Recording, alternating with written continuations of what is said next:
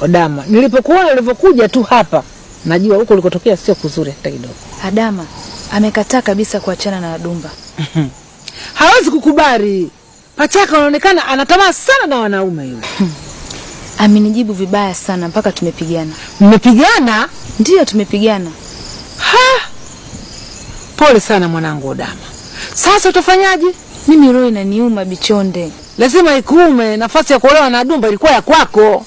Mimi roho iniumi kwa Adama kuolewa na Adumba. Kumbe roho inakuumia nini? Roho yangu inaniuma kitendo cha Adama kujifanya ndio mimi. Basi bora uende kwa babako Msisi wa Msisili, akakupa ushauri. Sijui atakupa ushauri gani. Ni kweli Bichonde, kuliko kuendelea kujificha hapa.